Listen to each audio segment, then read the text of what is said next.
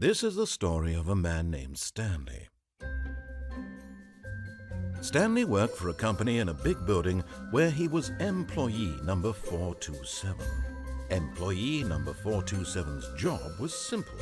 He sat at his desk in room 427 and he pushed buttons on the keyboard. Orders came to him through a monitor on his desk, telling him what buttons to push, how long to push them, and in what order.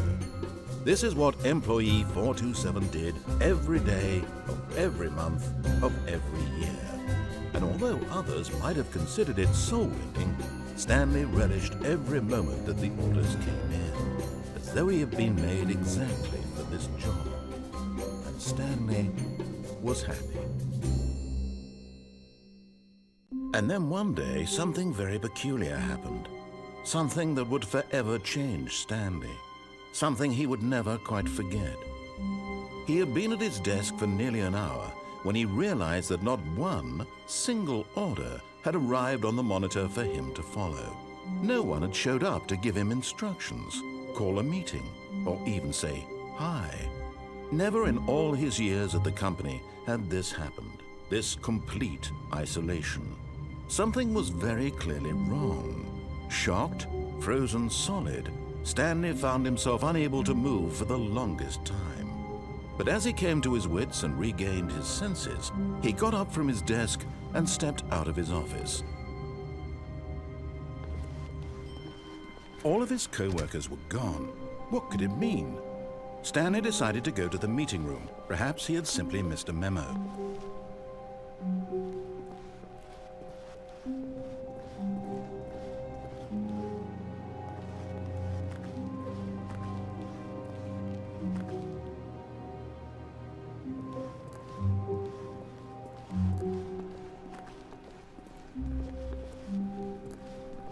When Stanley came to a set of 2 open doors, he entered the door on his left.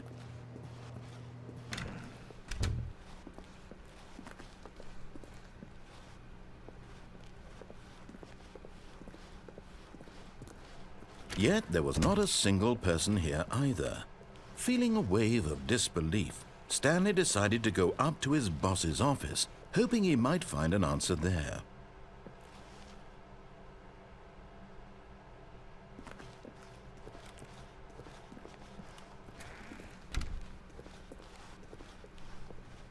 Coming to a staircase, Stanley walked upstairs to his boss's office.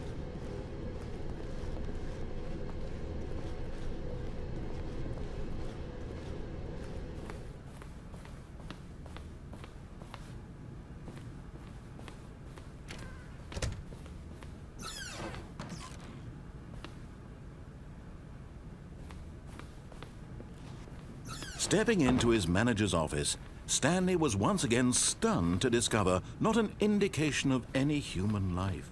What could it mean? Stanley wondered aloud to nobody. He began wildly tearing through papers on the boss's desk, pulling books off the shelf, looking behind paintings, desperate for clues to his situation. But his attention was caught by a keypad behind the boss's desk. What could its purpose be? In fact, this keypad guarded the terrible secret that lay buried below his feet. And so the boss had assigned it an extra secret PIN number, 2845. But of course, yet incredibly, by simply pushing random buttons on the keypad, Stanley happened to input the correct code by sheer luck. Amazing. He stepped into the newly opened passageway.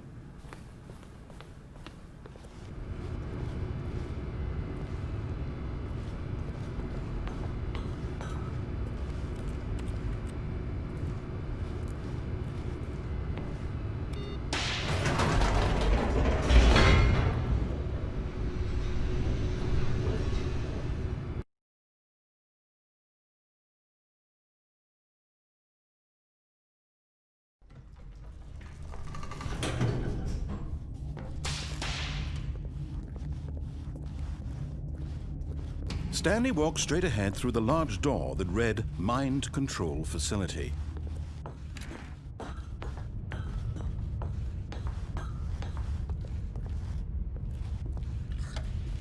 The lights rose on an enormous room packed with television screens. What horrible secret did this place hold? Stanley thought to himself.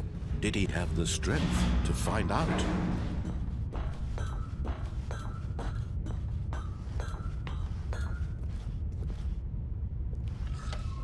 Now the monitors jumped to life, their true nature revealed. Each bore the number of an employee in the building, Stanley's co-workers. The lives of so many individuals reduced to images on a screen, and Stanley, one of them, eternally monitored in this place where freedom meant nothing.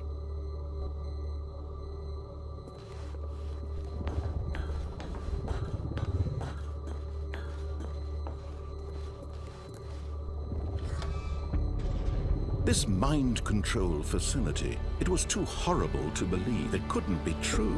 Had Stanley really been under someone's control all this time?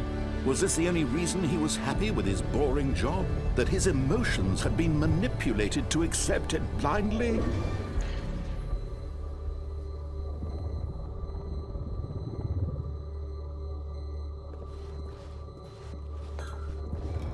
No. He refused to believe it. He couldn't accept it. His own life in someone else's control? Never! It was unthinkable, wasn't it? Was it even possible? Had he truly spent his entire life utterly blind to the world? But here was the proof, the heart of the operation. Controls labeled with emotions, happy or sad or content. Walking, eating, working, all of it monitored and commanded from this very place. And as the cold reality of his past began to sink in, Stanley decided that this machinery would never again exert its terrible power over another human life. For he would dismantle the controls once and for all.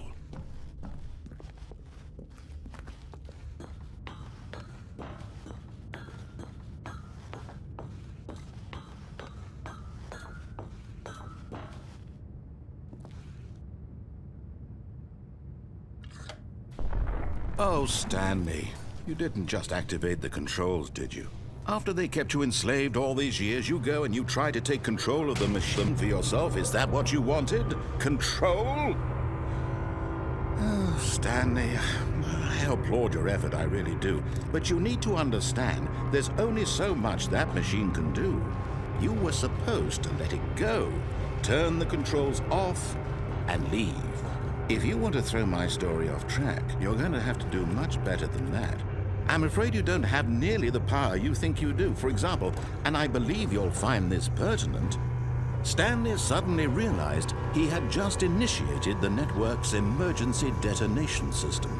In the event that this machine is activated without proper DNA identification, nuclear detonators are set to explode, eliminating the entire complex. How long until detonation then? Let's say 2 minutes. Now this is making things a little more fun, isn't it, Stanley? It's your time to shine. You are the star. It's your story now. Shape it to your heart's desires. Oh, this is much better than what I had in mind. What a shame we have so little time left to enjoy it. Mere moments until the bomb goes off. But what precious moments each one of them is. More time to talk about you, about me, where we're going, what all this means. I barely know where to start. What's that? You'd like to know where your co-workers are? A moment of solace before you're obliterated? All right, I'm in a good mood. You're gonna die anyway. I'll tell you exactly what happened to them. I erased them. I turned off the machine. I set you free. Of course, that was merely in this instance of the story. Sometimes when I tell it, I simply let you sit there in your office forever, pushing buttons endlessly and then dying alone. Other times, I let the office sink into the ground, swallowing everyone inside, or I let it burn to a crisp. I have to say this, though, this version of events has been rather amusing. Watching you try to make sense of everything and take back the control wrested away from you, it's quite rich. I almost hate to see it go. But I'm sure whatever I come up with on the next go-around will be even better. My goodness, only 34 seconds left. But I'm enjoying this so much. You know what? To hell with it. I'm going to put some extra time on the clock, why not?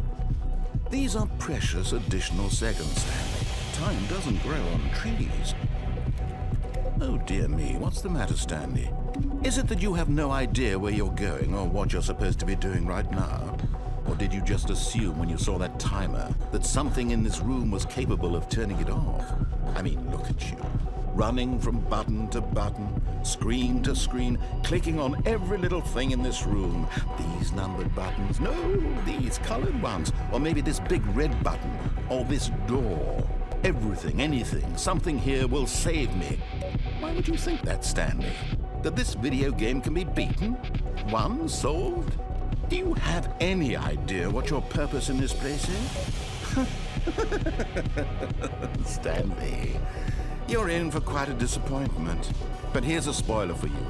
That timer isn't a catalyst to keep the action moving along. It's just seconds ticking away to your death.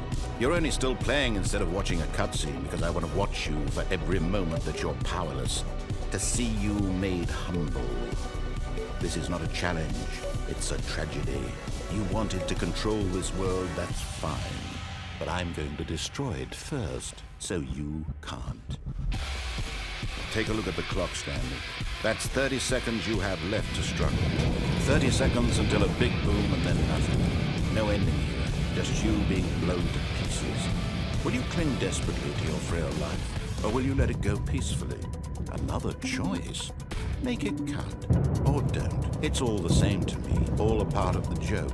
And believe me, I will be laughing at every second of your inevitable life from the moment we fade in until the moment I say, happily ever up.